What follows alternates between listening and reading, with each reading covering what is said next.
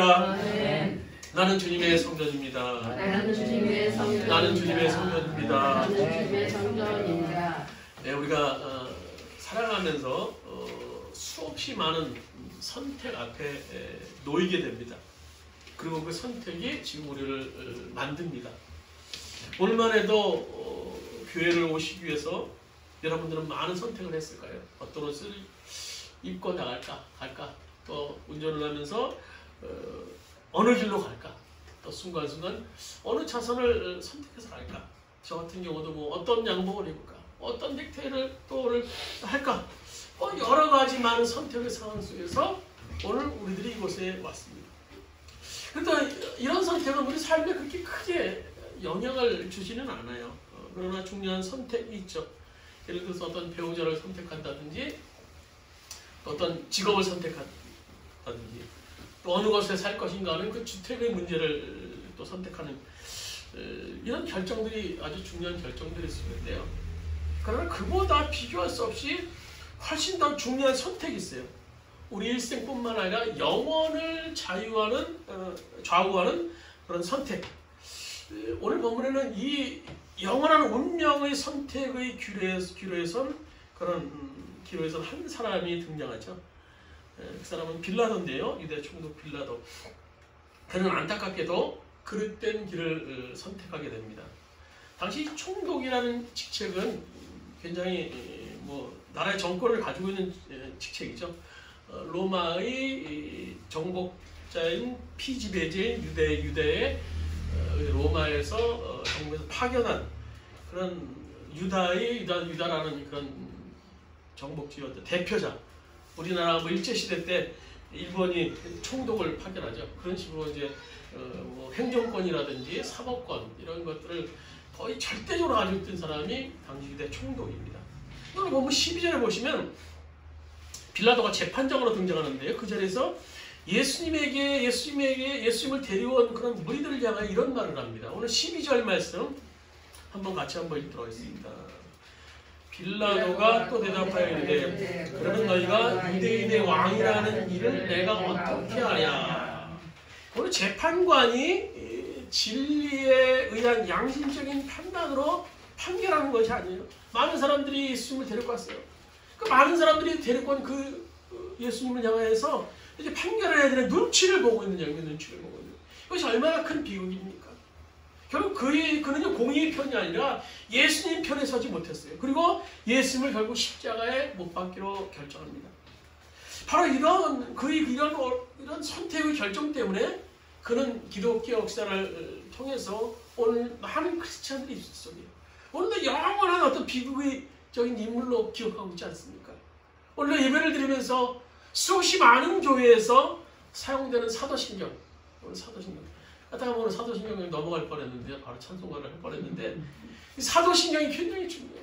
그마다 우리는 되뇌이지 않죠. 본디오 빌라도에게 고난을 받았어. 수없이요. 아니 교회에서 노래를 부르듯이 본디오 빌라도의 고난을 받았어. 빌라도가 과연 어떤 선택을 했기에 이토록 저주받는 인생을 살아야만 하게 되는 것입니까? 오늘 몇 가지 원인이 있죠. 성경에는요. 첫 번째로는요. 그의 선택은 군중 심리에 의한 선택을 한 거예요. 이 군중 심리에 의한 선택은요. 현대인들에게 특히 이 대한민국 사회에 지금 현재히 나타나는 그런 현상인 것 같아요. 진리가 없어요. 많은 군중들이 선택하는 것이 진리입니다. 진리. 그곳으로 다 가야 돼요. 그곳으로 가다가 안 가면요 나쁜 사람이에요. 저 사람은요 반사회적인 사람이 되는 거예요. 바로 인본주의적인 신앙에 의해서 결정되는 전형적인 모습이 군중 심리에 의한 선택입니다. 요즘 보세요. 세상에 수적으로 우수해야 돼요. 그래서 어떤 정치적인 사안이나 뭘 결정할 때도 보면요. 이 여론조사를 참조하죠. 무조건요. 그래서 여론조사 기관은 막 수없이 요즘에 막 우후죽순처럼 생겨서 막 신문 매체에는 그 여론조사 결과를 막 발표하고 이런저런 막 발표하고 그것에 의해서 은근히 모든 것들이 결정되는 그런 구조인 것 같아요. 오늘 본문 이 15절에도 이 사건에 대한 일종의 결론 부분인데요. 15절 보시면 이렇게 기록하고 있어요. 15절 말씀 우리 같이 한번 읽도록 15절입니다. 빌라도가 무리에게 만족을 주고자 하여 바라바를 놓아주고 예수는 채찍질하고 십자가에 못 박게 넘겨주니라. 오늘 보세요. 이 예수님과 바라바는요, 이 죄지의 면에서 비교가 안 되는 사람이에요. 비교 안 되는 상황이에요. 바라바는 살인자에 살인하고 아주 흉악범이라고 성경은 얘기하고 있어요. 그런데 예수님은 아무 죄가 없는 상황입니다. 그런데 이게 진리가 아니라 군중들에서 결정되는 상황이에요. 바라바는 놔주라는 거예요. 명절 때만 되면 이제 우리나라 뭐 특사를 하듯이 뭐 죄진 사람을 용서해 주듯이 감옥에 내주듯이 그 당시에 특사한 사람을 내주는 그런 어떤 사회적 상황이 있었던 것 같아요. 근데 그 상황에서 누구를 놔줘야 되는데 바라바냐 예수님이냐를 그들이 이제 놓고 저울질하는 거예요. 근데 그 흉측한 바라바를 놔주라고 하는 것이 군중들의 외침이에요. 아무 죄 없으신 예수님이 아니라 저 바라바를 놔주라, 바라바를 놔주라. 아주 강력하게 얘기를 해요. 그 군중 앞에 빌라도는요, 이제 진리는 없는 거예요. 이제 선은 없어요. 이제 뭐 예수님은 없어요. 결국 그는 15절 말씀대로 결국 예수님을 십자가에 못 박게 넘겨주고 바라바를 풀어줍니다. 그런 군중에 의한 선택을 해요. 무리에게 오늘 성경에 보면요, 15절 보면 우리가 읽은 대로 무리에게 만족을 주고자 하였다라고 기록하고 있어요. 무리에게 기쁨을 주기 위해서, 무리에게 편승하기 위해서 결단을 했어요. 그의 선택과 결단은 자기 확신에 의한 것이 아니었을 뿐만 아니라 진리에 반하는 그런 결정이었어요. 군중들의 반응, 군중들의 압력에 따라서 결단을 내립니다. 그러나 그가 가졌던 확신은 원래 뭐였어요? 이거는 상식적으로 생각할 때도요, 예수님을 놓아주는 것이 훨씬 더 상식적이었어요. 그래도 빌라도도 10절에 보면 이렇게 생각했어요. 10절에 보면 이렇게 기록하고 있죠. 이는 그가 대제사장들이 시기로 예수를 넘겨준 줄 알미러라. 그러니까 이 빌라도가요, 대제사장들이 시기심 때문에 대제사장들이 이제 종교적 어떤 권한이 놓여져야 된다는, 놔야 된다는 예수 때문에 그 시기심 때문에 넘겨준다라는 사실을 이 빌라도도 알았어요. 또 14절에 보면요, 예수님을 십자가에 못 박으라고 군중들이 그 외침에 빌라도의 최초의 반응은 뭡니까? 그가 무슨 악한 일을 했냐는 거예요. 그가 무슨 악한 일을 했냐. 예수 그가 뭐 악한 일을 했냐. 니네들이 데려왔는데 내가 조사해보고 내가 맨날 밤에 이렇게 보니까는 그가 무슨 악한 일을 했는지 나는 모르겠다라는 거예요. 이런 내용을 볼 때 빌라도의 선택은 자신의 확신이나 진리에 의해 선택한 것이 아니었어요. 오늘날도 보면 이 땅에 수없이 많은 현장에서 이런 비극이 일어나고 참 안타까워요. 이 진리가 상대화되는, 존재하지 않는, 어떻게 보면요, 지금 우리는 포스트 모더니즘 시대에 살고 있어요. 이런 시대는요, 진리가 없어요. 진리가 없어요. 상대화되는 거예요. 상대화되는 거. 뭐 진리가 이 상황에서는 진리가 또 A가 될 수 있고, 또 이 상황에서는 진리가 또 B가 될 수 있고, 이 진리가 상대화되는 시대 속에서 우리는 지금 무슨 시대 속에 살고 있어요. 그러니까 진리와 상관없이 사람들을 따라가는 길이 진리가 되어버리는 거야. 진리가. 10명이 가면요, 한 명도 그 길을 따라가야 진리를 따라가는 거예요. 자신의 인생을 살면서 자신의 확신을 가지고 살지 못합니다. 세상이 이렇게 말하니까 나도 이렇게 말하는 거고, 세상이 이렇게 행동하니까 나도 그렇게 행동하는 거고. 요즘 소위 맛집이라고 소문난 그런 집들이 있어요. 블로거나 뭐 어떤 인터넷에 보면요, 어느 지역 보면 여기 맛집 뭐 어떻게 합니까? 막 뭐 블로거들이나 또 뭐 댓글로 단 그런 것들이 있어요. 그래서 뭐 네이버에 보면 이제 그런 것들이 자주 나오는데요.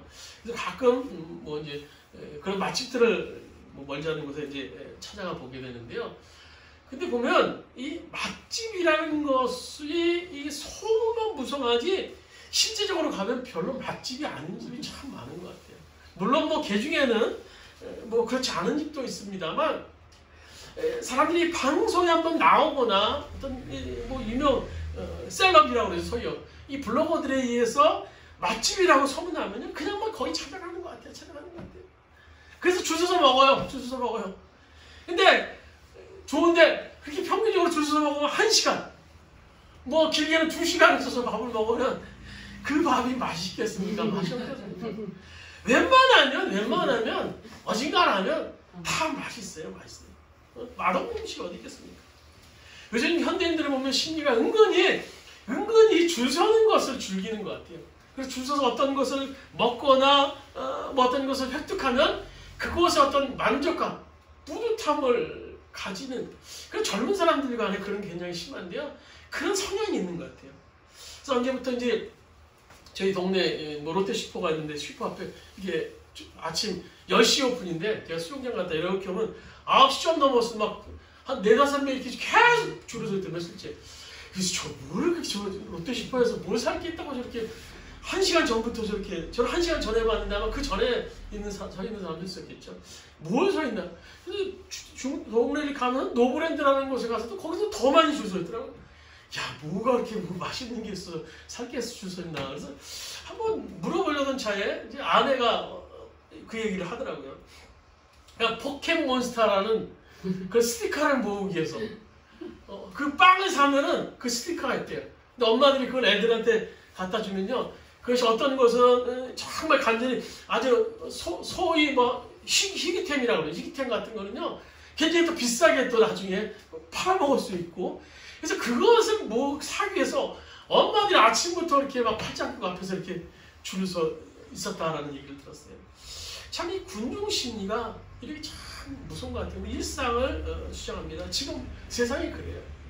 문제는요, 세상에 많은 사람들이 선택해서 가는 그 길이, 그 군중들에 의해서 가는 그 길이 올바른 방향이라면요 다행스러운 일입니다. 근데 안타깝게도 인류 역사를 보면 다수가 선택하는 길이 진리와 상관없는 길인 경우가 허다한 것 같아요.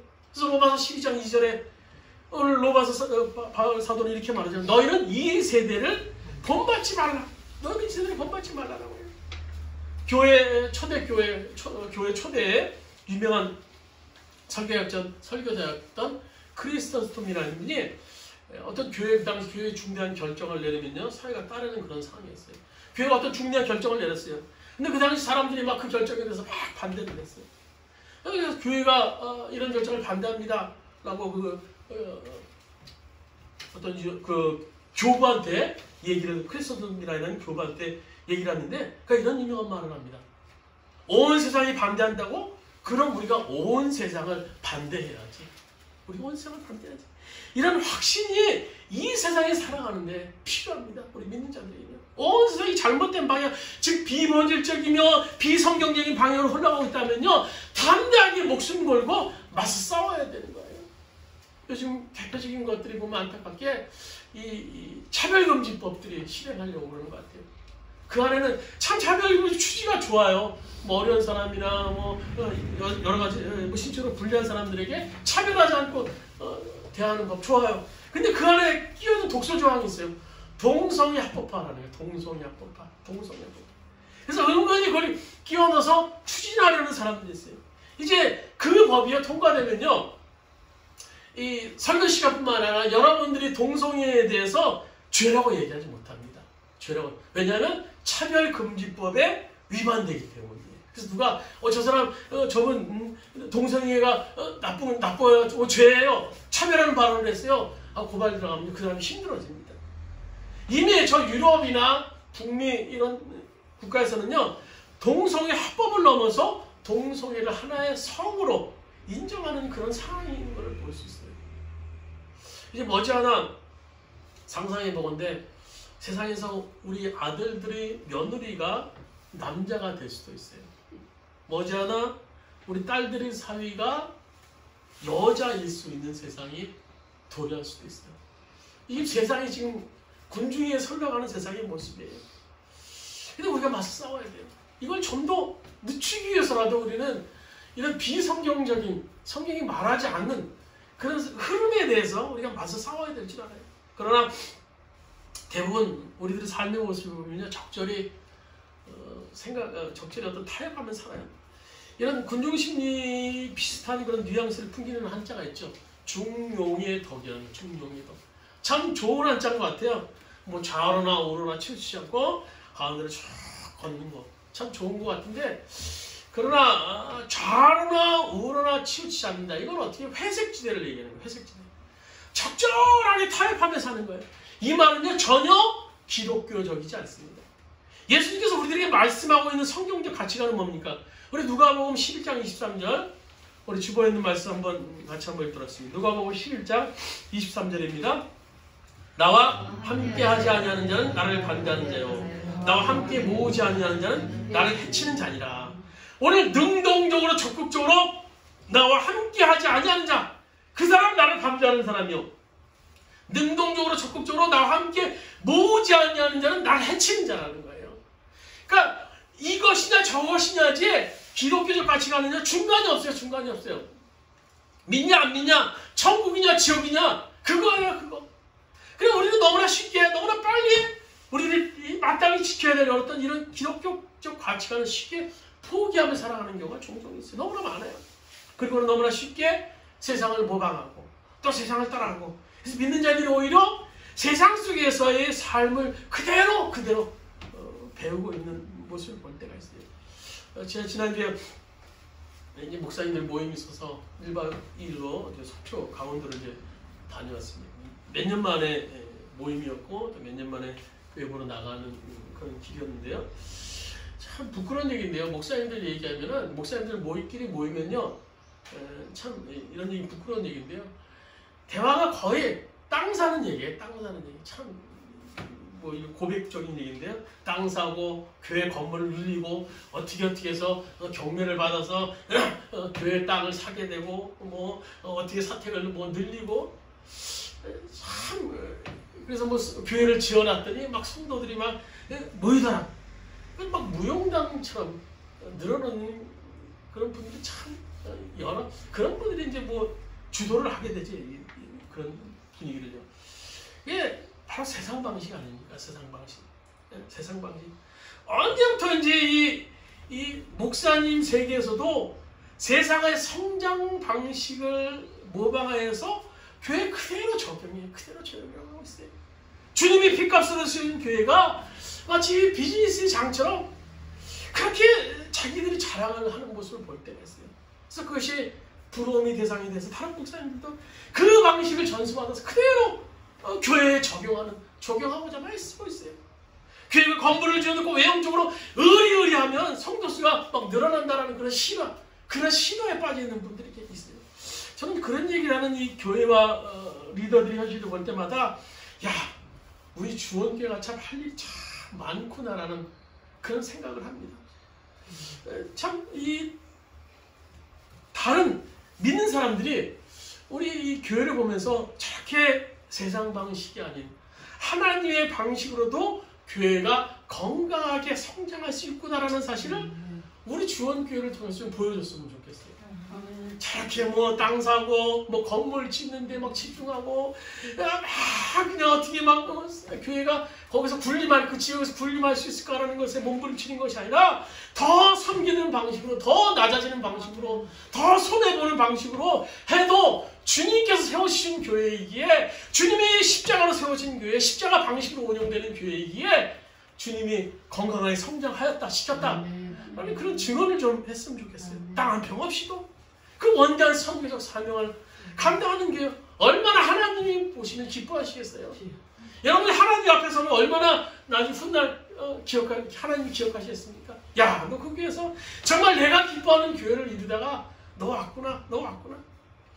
참 우리는 남이 그렇게 사니까 우리도 그렇게 살려고 모방을 해요. 우리는 삶을 성경에서 배우지 않습니다. 주님에게 배우지 않습니다. 이웃들에게 세상에서 배우고 세상 사람들처럼 우리도 그 흐름 속에 우리 인생을 맡기고 그냥 하루하루 살아갑니다. 그것이 무서운 결과를 초래할 수 있는 군중 심리에 의한 삶이며 빌라도의 삶이었고, 그것이 저주의 대상이 되어버린 빌라도의 선택이었음을 여러분 기억하시길 바랍니다. 오늘 빌라도는 또 어떤 선택을 했습니까?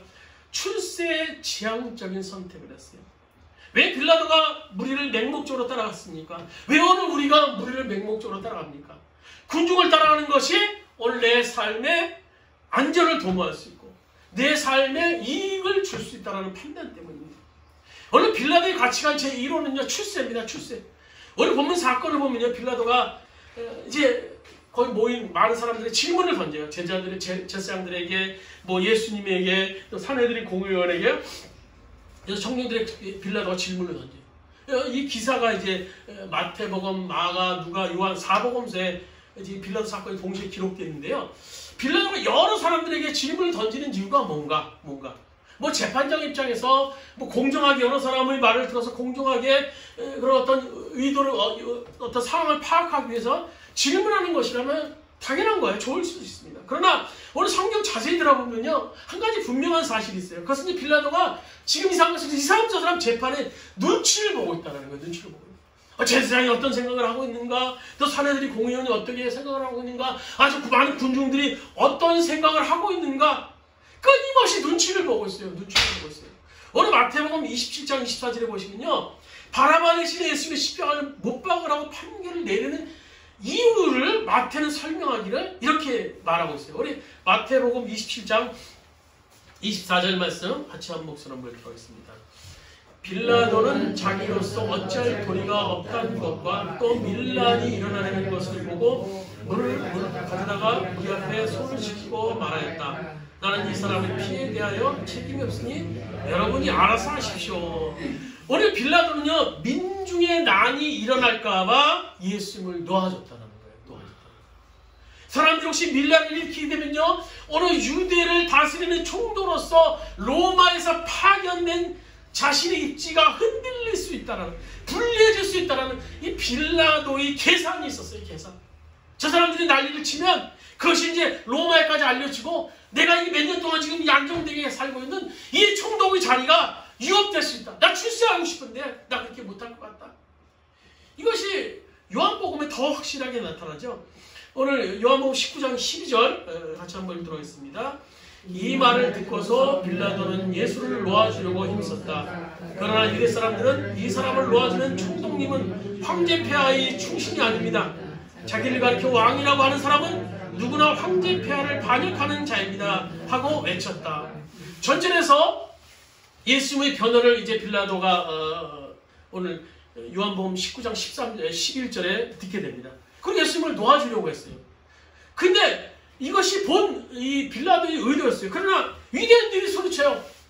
빌라도요, 당신이 가이사의 충신 아닙니까? 제 스스로 왕이라고 지칭하는 저 예수를 놓아주면 당신은 가이사의 황제에 반역하는 것입니다. 그래서 그런데 오늘 그 다음에 13절에 보시면 빌라도가 이 말을 듣고서 이제 마음이 바뀌죠. 그래서 13절에 보면 요한복음 19장 13절에 이렇게 말해요. 같이 한번 읽도록하겠습니다. 빌라도가 이 말을 듣고 예수를 끌고 나가서 돌을 깐 돌 히브리 말로 가바다에 있는 재판석에 앉아 있더라. 그러니까요, 이 빌라도가 이제 예수님을 정식으로 기소를 하는, 요즘 말로 기소를 하는 거예요. 그 전까지는요, 불기소 상태였던 것 같아요. 그런데 예수님을 끌고 재판석에 이제 정식에 앉게 하면서 그의 빌라도는요, 예수님을 십자가에 내어주는 판결을 하게 되죠. 결과적으로 빌라도는요, 예수님에게 죄가 없음을 알았지만 자신의 출세를 위해서 예수님을 처형하려고 했던 겁니다. 물론 인생을 살면서 우리의 어떤 출세, 내 안전, 중요해요. 생각하지 않을 수 없죠. 그러나 우리는 이보다 더 중요한 것이 있음을 알아야 됩니다. 그것은 뭡니까? 오늘 이 결정이 과연 하나님이 기뻐하실 것인가 하는 그런 물음이 있어야 돼요. 내가 이렇게 선택하는데, 내 길을 이렇게 가려고 하는데, 이 선택을 하는데 이것이 과연 하나님이 기뻐하시는 것인가 라는 그 물음이 기본이 돼야 돼요. 나를 출세시킨다고 하니까 그 출세를 위해서 뭐든지 할 수 있었던 사람, 이 사람이 바로 빌라도입니다. 오늘 빌라도는 본래 유대 땅의 5대 총독이었죠. 그래서 로마에 파견된 5번째 총독으로서 10년간 팔레스타인 땅을 이제 총독이 돼서 다스리는데요. 역사가 요세푸스에 의하면요, 빌라도는 굉장히 잔인한 총독이었다고 합니다. 그리고 지나치게 로마에게 아부를 했고 로마 황제 숭배사상을 유다 백성들에게 강요했던 그런 총독. 그래서 그 이유는 자신의 출세를 위해서 그렇게 했다라고 역사가 요세푸스는 기록하고 있습니다. 그러니까 출세를 위해서 무엇이든지 할 수 있었던 사람. 그래서 그런 다른 총독보다도 오히려 더 오래 이 팔레스타인 유대 땅을 10년간 동안이나 이제 다스렸어요. 근데 그의 최후가 어떻게 됐습니까? 사마리아 학살 사건이라는 그런 사건이 유대 땅에 터져서 그 사건이 로마 정부에 들려지게 됐어요. 그래서 로마 정부로부터 이 빌라도가 본국으로 오라는 소환을 받게 됩니다. 그래서 이제 자기 정치 생명이 끝났다고 생각한 이 빌라도는요, 스스로 자기 목숨을 끊습니다. 이것이 빌라도 이 종말의 마지막 자살로 끝납니다. 다른 사람보다 더 좀 잘해 있었지만요, 결국은요 비참하게 자살로 끝난 인생, 출세만을 목매어서 출세의 모든 것을 걸었던 삶에 출세만을 추구했던 인생이 가져온 마지막 결과입니다. 그 출세가 없어진다고 느껴지니까요, 삶의 의미가 없는 거예요. 우리가 세상에서 출세하고 번창하는 거 필요해요.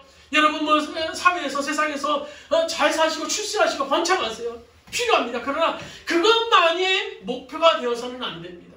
그것만이 목표가 될 때 방법이나 과정이 선할 수도 없고 결과에 우리는 만족할 수 없게 되는 겁니다. 우리의 출세와 번창의 목적이 결국은 하나님의 영광이 돼야 되는 거예요. 그리고 그 과정이 하나님이 기뻐하시는 과정이 돼야 되는 겁니다. 오늘 출세 지향적 선택의 비극, 그것이 오늘 빌라도의 비극이었어요. 마지막으로 빌라도는요, 양심 회피적, 양심을 팔아버리는 선택을 하게 됩니다. 오늘 14절 보면요, 빌라도가 이렇게 소리치죠. 오늘 14절 말씀 한번 같이 한번 읽고 14절입니다. 빌라도가 이르되 어찌미뇨 무슨 악한 일을 하였느냐 하니 더욱 소리지되 십자가에 못 박게 하소서 하느니라. 그러니까 결국 예수님의 서대도 앞에서 말씀드렸던 것처럼 빌라도는 예수님이 뭘 잘못했는지 찾을 수 없었다는 거예요. 그래서 예수님을 무죄라는 사실을 이 빌라도를 알고 있었어요. 재밌는 사실은요, 오늘 27장 19절에 보면 마태복음은요, 빌라도 재판 중에 메모 아닌 메모가 하나가 올라와요. 그러니까 빌라도 아내가 보낸 메모인데요. 우리 한번 같이 어떤 메모인지 한번 보시겠습니다. 마태복음 27장 19절입니다. 빌라도가 재판석에 앉아있을 때 그의 아내가 사람을 보내어 말하기를 전하였다. 그 옳은 사람에게 아무 관여도 하지 마세요. 지난밤에 내가 그 사람 때문에 몹시 괴로웠어요. 빌라도 아내가 어떤 꿈을 꾼 것 같아요. 근데 그 내용에 대해서 빌라도에게 전했어요. 그리고 아무래도 그 사람 올바른 사람인데 당신이 관여하지 마세요. 이 빌라도가 이런 아내의 말만 들었어도 이런 비극의 주인공이 되지 않을 수도 있을 것인데, 참 남자가 이 아내 말을 참 잘 들어야 되는 것 같아요.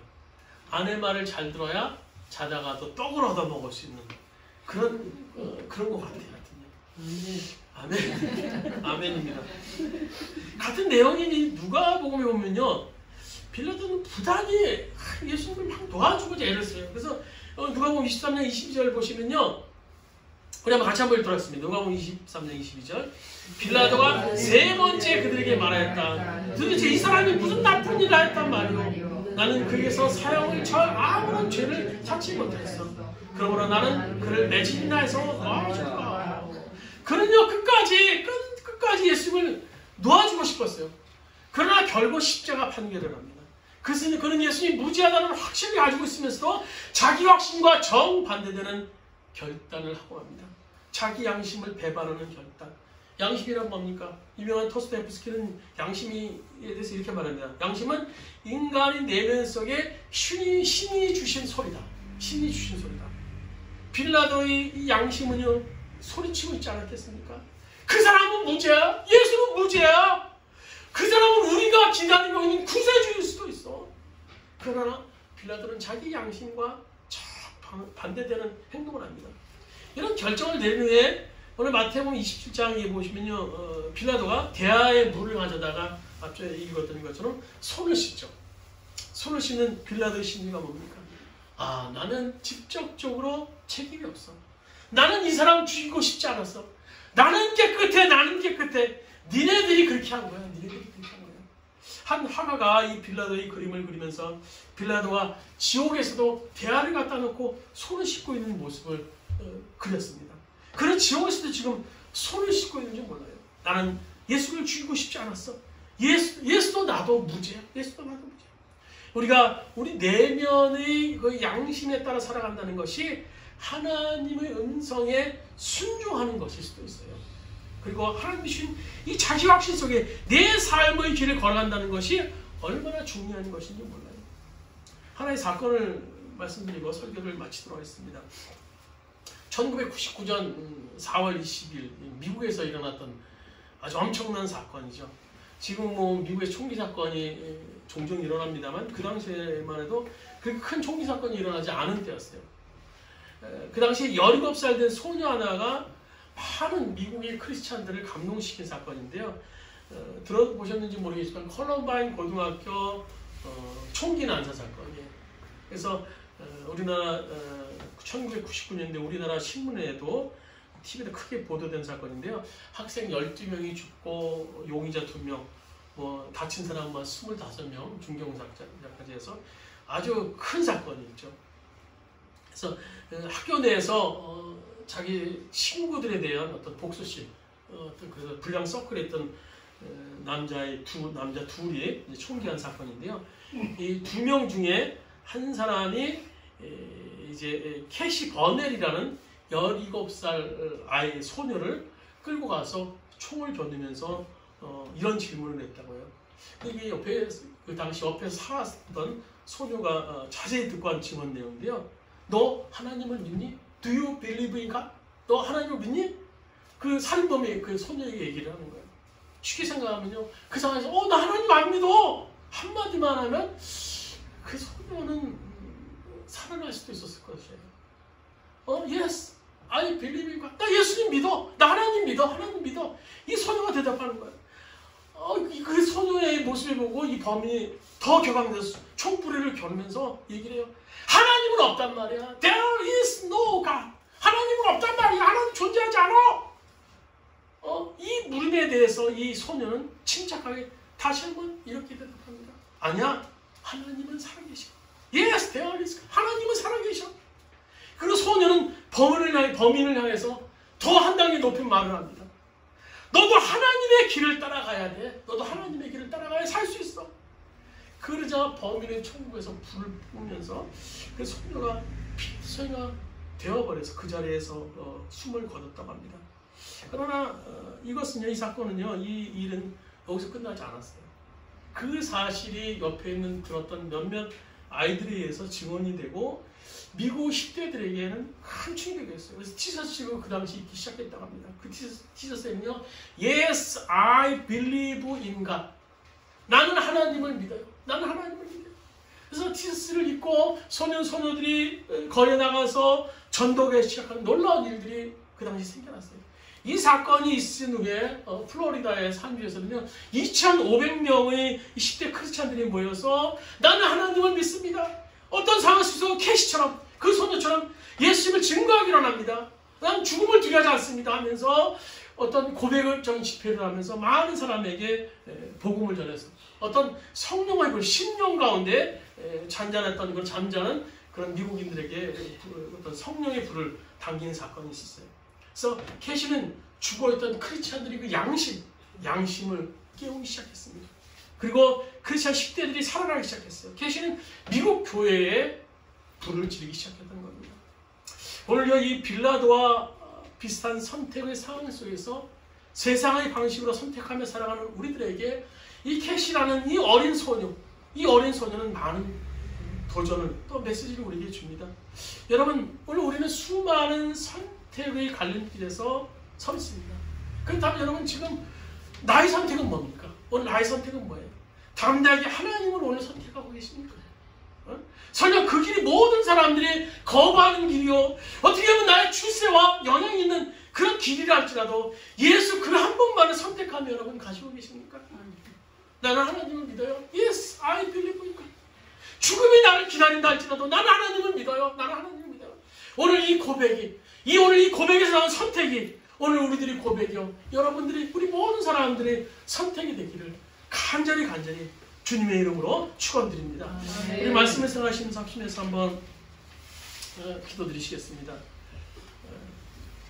오늘 우리가 순간순간 행해지는 이 선택이 과연 뭘 기준으로 내가 오늘 선택하는 것인가? 나는 군중의 심리에 선택하는 것이 아닌가? 나는 출세에서 선택하는 것은 아닌가? 나는 내 양심에 들려오는 그 주님의 음성을 외면한 채 선택하는 것은 아닌가? 오늘 이 캐시라는 이 소녀가 외쳤던 것처럼 우리의 선택의 기준은 하나님이셔야 돼. 하나님. 그래서 오늘 시간 우리의 선택을 되돌아보면서 주님 앞에 고백적인 기도 한번 주여 한번 취합시면서 오늘 말씀 생각하시면서 기도하는 시간 갖도록 하겠습니다. 주여 아버지 여호와여 아버지 오늘 빌라도의 모습을 봅니다.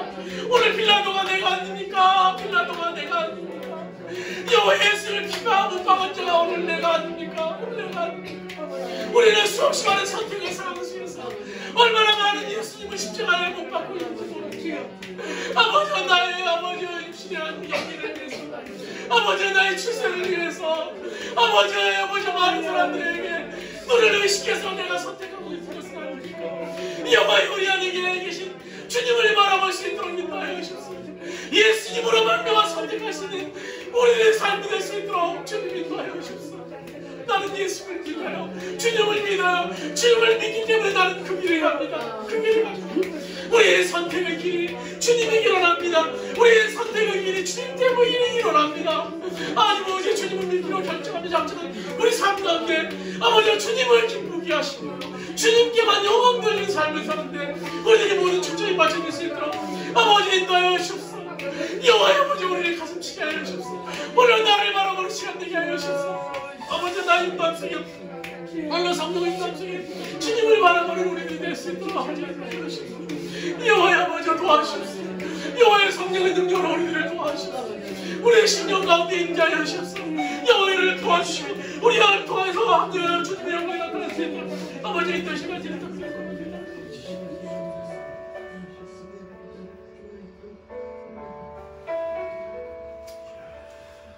본디오 빌라도에게 고난을 받사 우리는 수없이 많이 입술을 통해서 빌라도를 저주하고 빌라도가 예수 그리스도의 고난의 시작이었음을 우리는 고백하고 있습니다.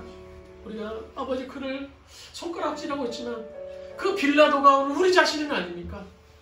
수없이 많은 선택의 상황 속에서 오늘 우리의 선택은 과연 무엇이었습니까?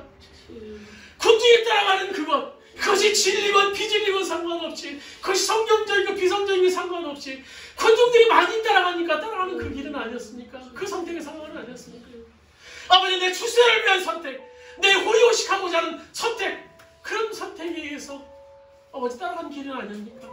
내 양심 속에 수없이 들려오는 그 주님의 소리를 외면하고 양심을 회피하는 그 길을 선택한 것이 우리들의 모습은 아닙니까? 주님 우리들이 빌라도입니다. 내가 빌라도입니다. 주님 우리들을 용서하여 주옵소서. 우리들의 모든 것이 하나님 내 영광을 위해서 하나님을 기쁘시게 하기 위한 선택이 될 수 있도록 주님 인도하여 주옵소서. 내 안에 계신 주님, 내 안에 계신 주님이 이것을 선택할 때 과연 기뻐하실 것인가? 내게는 계신 주님이 이것을 선택할 때 과연 영광을 받을 것인가? 우리의 선택의 기준이 그것이 될 수 있도록 인도하여 주옵소서. 군중을 따라가는 것이 아니라 추세의 길을 따라가는 것이 아니라 내 속에 들어오는 그 주님의 손을 외면하는 것이 아니라 그 길을 따라가며 아버지 그 길이 고난의 길이요 그 길이 십자가의 길이요 그 길에 내가 추세하지 못하는 길이라 할지라도 아버지 하나님께 영광 돌리며 주님께 기쁘시게 하는 그 길이기에 그 길을 선택하며 나갈 수 있는 우리 모든 성도님 될 수 있도록 주님 인도하여 주시옵소서. 이제는 우리 주 예수 그리스도의 은혜와 하나님 아버지의 원하신 사랑하심과 보혜사 성령님을 감화 감동 내치고 통하시는 저기 오늘 이 세상 이 사회는 점점 민주주의라는 깃발 아래 군중들이 많은 무리들의 진리가 되어가고 있습니다. 그들이 선택하는 것이 가야만 하고 아버지 그 길이 올바른 것처럼 착각하는 이 세상 속에 우리가 삶을 살고 있습니다. 또 출세하는 것 아버지 내 안에 들려오는 양심의 소리를 외면하는 그런 무서운 이 세상 속에서 아버지 우리 주원의 성도들 우리 모든 가족들이 우리의 성도들이 아버지와 하나님을 기쁘시게 하고 하나님께 영광을 돌리는 그 길이 십자가의 길이라 할지라도 그 길을 담대하게 선택하는 우리 모든 주원의 성도들 머리 위에 하고자 하는 주원의 성도들 머리 위에 이제부터 그의 가정과 사업장과 직장 이 민족이 이제부터 오늘까지 함께 하시기를 간절히 축원하옵나이다.